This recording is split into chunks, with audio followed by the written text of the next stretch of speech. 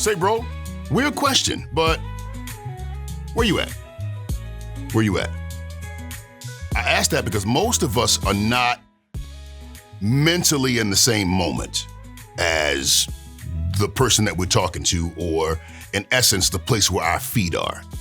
Now, here's the thing. We think that we are present, but our minds are basically time traveling off into the past or rushing off into the future, and the people that we care about feel it.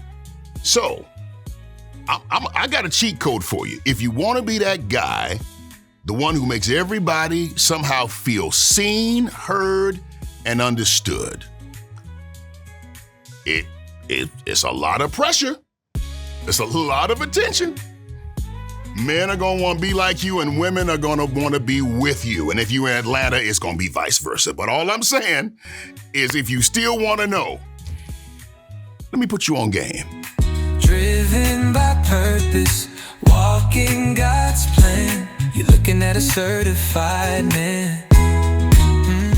So picture this. A couple is sitting at dinner, and she is sharing her day. She's talking about the highs, the lows, the little frustrations that she had on the way to work, the traffic, the groceries, this whatever. But if she's there with her husband, but technically he's really not there. His body's at the table, but his mind is on that email that he forgot to send, or that meeting that he's got tomorrow morning. I don't know where his mind is, but he's not there. So she pauses and she asks the question that every man that hears it, that mug stings. She says, "Are you even here with me right now?" Truth is, he wasn't. He was in the future. He was in the past. Bottom line, he wasn't there. So what I want to talk to you today is, what does being present really mean? Because it's not just being in the room. Presence is about bringing your mind, your emotions, and your full attention into that exact moment. People don't just want your body. Some of y'all nasty, and that's what you want, but most people don't just want your body. They literally want your presence. And when you're truly present, this is what you communicate. I see you, I hear you, and you matter. Now, here's how we get it wrong. We tend to time travel. What is that, Bowe? Can I cook? It's when you're living in the past and you're reliving old arguments, or you're carrying old wounds, or you're responding to something or to the person that you're talking to as if they were the ones back in the day that hurt you years ago. Matter of fact, I heard somebody say it before, that we say when a person is overreacting, it's not that they're overreacting. It's that they are reacting appropriately to an event that is no longer present. Now, if that event was present, this is an appropriate reaction. But because the event is not present, your reaction is an overreaction. You get it? So sometimes we're triggered and we're acting like the person that is in front of us right now is the person that hurt us, when in fact, they're not here. Hey, man, you're not 12 years old in the cafeteria in the 5th or 6th grade. Hey, LaQuisha, the one that called you ugly, she's not here now. Okay, the bully when you were 8 years old and he said some triggering words to you. The person that's in front of you is saying some stuff, but this is not that. You understand? So that's when we're in the past, we're not present. And you'll be able to get over a whole lot of stuff if you come out of the past and be present. So we time travel to the past. We also time travel to the future. It's like when we're rehearsing in a conversation, what we're going to say next. Or if you're worrying about how the conversation is going to end, or you're thinking about what you're going to do next. Listen, we've all been there. We've all experienced it. And in truth, when a person is absent to us, we can feel it. You ever had a conversation with somebody and they're doing one of these things? They're you to death, eyes all over the place. Yeah, for sure. And that's not a good feeling. So I want to say this, that a certified man is a man of presence. So maybe they didn't call them certified men, but I got a few men that I've highlighted that I know they bring a significant amount of presence. Number one is Nelson Mandela. 27 years he spent in prison. unjustly, I might add.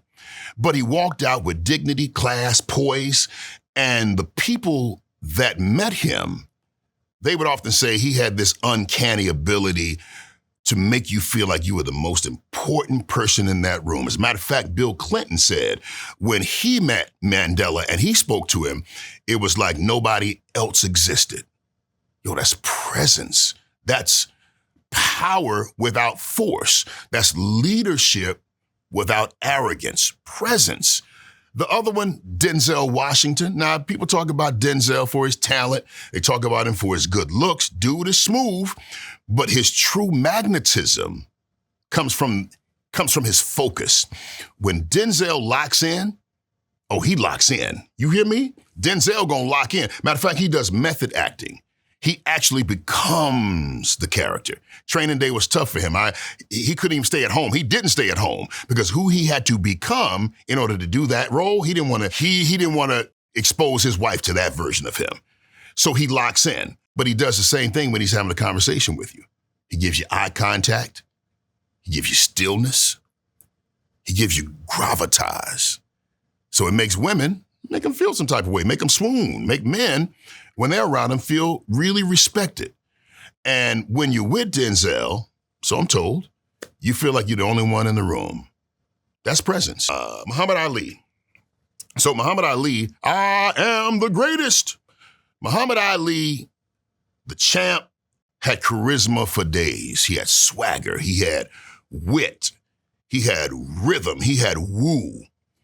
But behind all of that machismo and that bravado, Ali connected really, really deeply. He could clown with reporters in 1 second, but then he could kneel down and talk gently with a child the next. People walked away from Muhammad Ali. Y'all already know what I'm gonna say.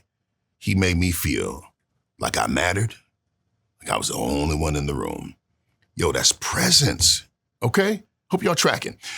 So even in the spotlight, Muhammad Ali, he always would share the spotlight. And the final one, Paul Newman, Hollywood icon. Women adored him. But the thing was, his secret wasn't just his charm. Paul Newman, when he locked on you,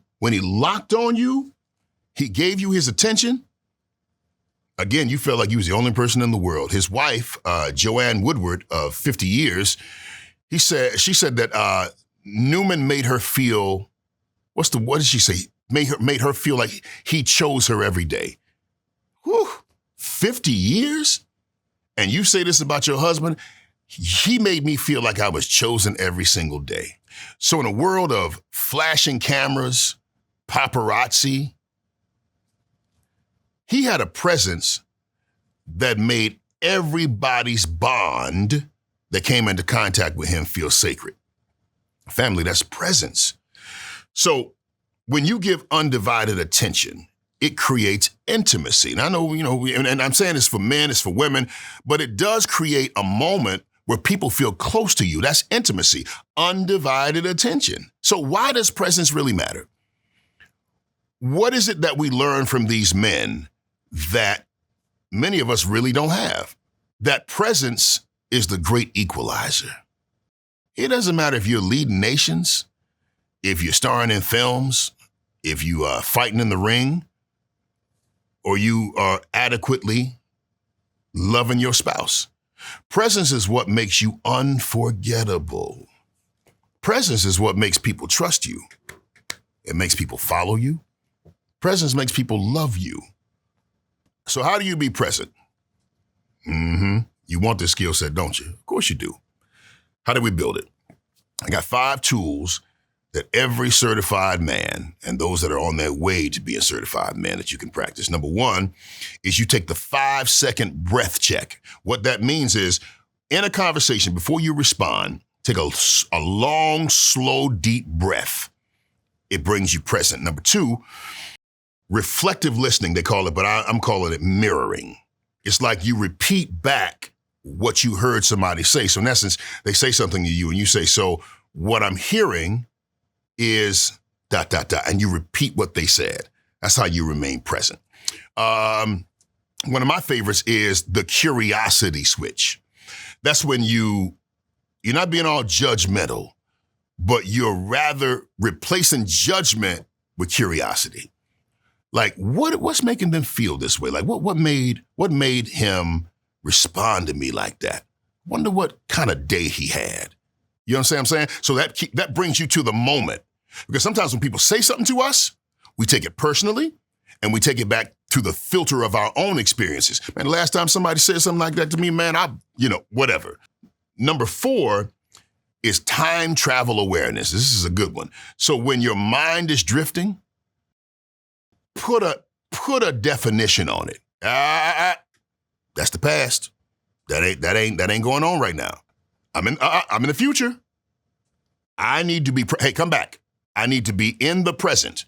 So when your mind starts drifting, bring your mind where your feet are. Bring it to the present. And then finally, the body anchor.